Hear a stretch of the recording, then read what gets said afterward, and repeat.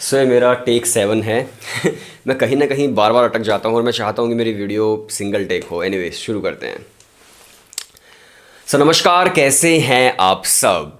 आज सुबह मैंने एक वीडियो बनाई थी जिसके अंदर मैंने दिल्ली यूनिवर्सिटी के नोटिस को बहुत अच्छे से एक्सप्लेन किया था। एक एक चीज़ को, बहुत कॉम्प्लेक्स जो चीज़ें थी उनको सिंप्लीफाइड करके सबको समझाया था कि डीयू ने जो नोटिस निकाला है वो अपनी 3 साल की ग्रेजुएशन को बढ़ा करके 4 साल कर रहे हैं।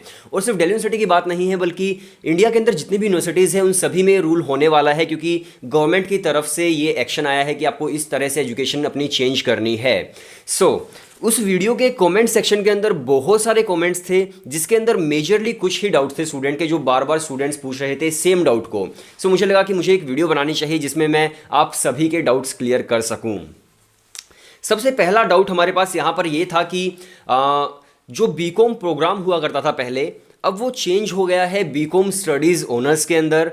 और जैसे कि एसआरसीसी था, हंसराज था, हिंदू था, ये जो कॉलेजेस थे ये बीकॉम प्रोग्राम नहीं कराते थे। तो क्या अब वो स्टूडेंट जो बीकॉम प्रोग्राम करना चाहते थे, क्या ऑनर्स में चेंज होने के बाद इन कॉलेजेस के अंदर एडमिशन ले सकते हैं? ये जो डाउट था ये बहुत सारे स्टूडेंट्स का था।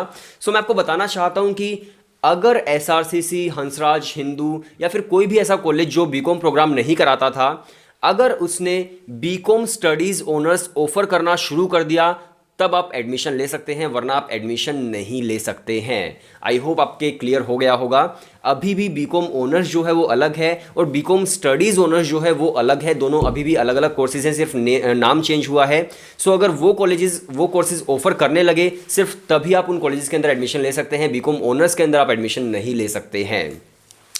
दूसरा एक क्वेरी थी इसी से रिलेटेड। एक स्टूडेंट ने कहा था कि दिल्ली यूनिवर्सिटी के अंदर एडमिशन लेने के लिए अगर हमें बीकॉम ऑनर्स करनी है तो 12th क्लास में हमारे पास मैथ्स होना चाहिए, अगर बीकॉम प्रोग्राम करनी है तो हमारे पास 12th क्लास में मैथ्स नहीं होना चाहिए, फिर भी हम एडमिशन ले सकते हैं। लेकिन अब तो दोनों के दोनों कोर्सेज जो है वो ऑनर्स हो गए हैं, तो अब हमारा एडमिशन कैसे होगा? जिनके पास मैथ्स नहीं था 12th क्लास के अंदर, अब तो दोनों में ही मैथ्स चाहिए होगा। देखिए, ऐसा रिटर्न में तो कहीं भी नहीं लिखा है कुछ भी, लेकिन मैंने बहुत सारी चीज़ें पढ़ी हैं और उसके बाद मैं आपको बता रहा हूं कि ऐसा नहीं होने वाला है। सिर्फ नाम चेंज हुआ है, क्राइटेरिया चेंज अभी नहीं हुआ है, कहीं भी बुलेटिन नहीं आई है और कुछ भी अभी रिटर्न में नहीं है। अभी आप यही लगाकर चलिए कि आप एडमिशन ले पाएंगे नॉन मैथ्स के स्टूडेंट बीकॉम स्टडीज़ ऑनर्स के अंदर, और बीकॉम ऑनर्स जो है वो अभी अलग ही है। आई होप आपकी चीज़ें जो है वो क्लियर हो रही होंगी, लेकिन जैसे ही रिटर्न में आता है तो मैं आपको बिल्कुल क्लियर कर दूंगा। अभी सिर्फ जो मैंने पढ़ा है उसके अकॉर्डिंग मैं आपको जवाब दे रहा हूं। नेक्स्ट जो हमारे पास क्वेरी थी वो ये थी कि ये जो पॉलिसी है ये इंप्लीमेंट होने वाली है नए स्टूडेंट्स के लिए या फिर हमारे लिए जो सेकंड ईयर में स्टूडेंट है, क्या उन्हें भी 4 साल के लिए ग्रेजुएशन करनी होगी? और ये जो क्वेरी थी ये बहुत सारे स्टूडेंट्स की थी, मतलब लिटरली 80% स्टूडेंट्स की सेम क्वेरी थी।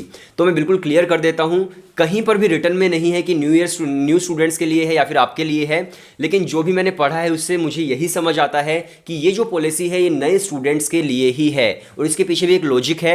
अब आप समझ कर चलिए कि जो न्यू पॉलिसी आई है उसके अंदर लिखा हुआ है कि आप सेकेंड ईयर के बाद कॉलेज चेंज कर सकते हैं, थर्ड ईयर के बाद कॉलेज चेंज कर सकते हैं। आप जब भी एक क्लास पढ़ेंगे, आप जब भी एक साल पढ़ेंगे, उसके बाद आपको एक सर्टिफिकेट मिलेगा, डिप्लोमा मिलेगा या फिर डिग्री मिलेगी और आपको कुछ क्रेडिट पॉइंट्स मिलेंगे। अब जो स्टूडेंट्स ऑलरेडी दिल्ली यूनिवर्सिटी के किसी कॉलेज के अंदर पढ़ाई कर रहे हैं उन्हें कोई क्रेडिट सिस्टम नहीं मिल रहा, क्रेडिट पॉइंट्स नहीं मिल रहे, और जब उनके पास क्रेडिट पॉइंट्स ही नहीं है तो वो लोग ट्रांसफर कैसे करा सकेंगे? मुझे लगता है कि ये जो पॉलिसी है ये नए स्टूडेंट जो आएंगे उन्हीं के लिए है, बाकी जो भी रिटर्न में आएगा मैं आपको क्लियर कर दूंगा। इसके बाद नेक्स्ट जो क्वेरी थी वो ये थी कि आपका इंस्टाग्राम हैंडल क्या है? मेरा इंस्टाग्राम हैंडल जो है वो डिस्क्रिप्शन में है, आप लोग मुझे वहाँ पर फॉलो कर सकते हैं।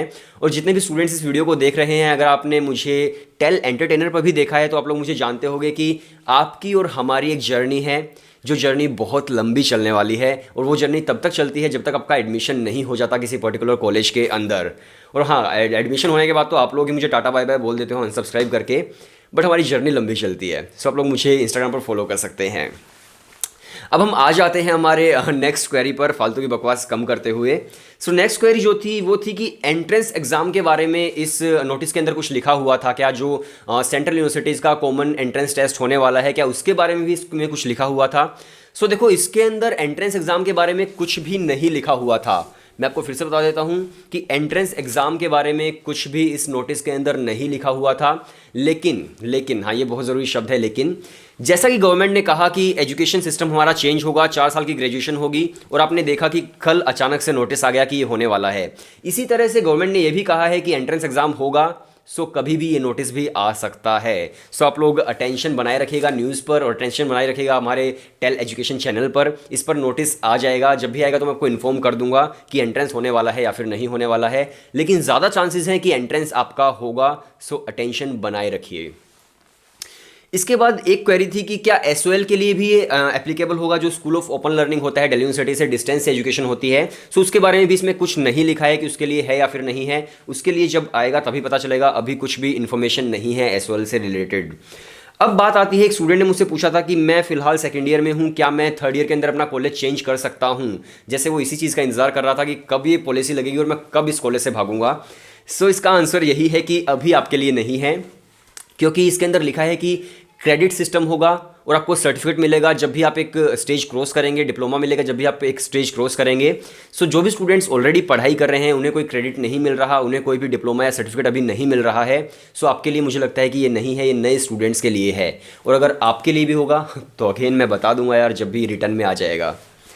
इसके बाद ये था सबसे लास्ट क्वेरी जो थी, सबसे लास्ट डाउट जो था कि 3 साल हमें पढ़ना ज़रूर, मतलब 3 साल पढ़ना सही रहेगा या फिर 4 साल, क्योंकि इसके अंदर ये है कि आप पर डिपेंड करता है कि आप 3 साल के अंदर अपनी डिग्री करते हैं या फिर विद रिसर्च आप करते हैं। तो क्या 3 साल सही है या फिर 4 साल। तो मेरी सजेशन यही होगी कि अगर आप कोई ऐसा फॉर्म भर रहे हैं जो कि आप 3 साल के बाद भर सकते हैं और उसके बाद आपको उसी फील्ड के अंदर जाना है, तो आप 3 साल के अंदर कॉलेज छोड़ दीजिए। लेकिन अगर आप टीचिंग लाइन में जाना चाहते हैं, आपको रिसर्च करनी है, आपको पीएचडी करनी है, तो आप 4 साल पढ़िए। उसके बाद अपनी 1 साल की जो आपकी पोस्ट ग्रेजुएशन है वो होगी और उसके बाद पीएचडी होगी।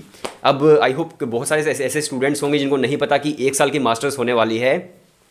सो न्यू एजुकेशन पॉलिसी के अंदर यही लिखा हुआ था कि 4 साल की आपकी ग्रेजुएशन होगी प्लस 1 साल की आपकी मास्टर डिग्री होगी। उसके बाद एमफिल जो है वो आपकी हटा दी जाएगी, एमफिल, और उसके बाद आपकी डायरेक्ट पीएचडी होगी मास्टर डिग्री के बाद। सो ये हमारा न्यू एजुकेशन सिस्टम है। आई होप आपकी जो डाउट्स थे वो लगभग क्लियर हो गए होंगे, और नहीं हुए हैं तो जैसे ही बुलेटिन आती है दिल्ली यूनिवर्सिटी की, मैं आपके सारे डाउट्स क्लियर कर दूंगा। सो वीडियो देखने के लिए शुक्रिया। आप लोग मुझे इंस्टाग्राम पर फॉलो कर सकते हैं, लिंक डिस्क्रिप्शन में है। और हाँ, चैनल सब्सक्राइब कर लीजिए, बहुत इन्फॉर्मेटिव वीडियोज़ आने वाली हैं। शुक्रिया।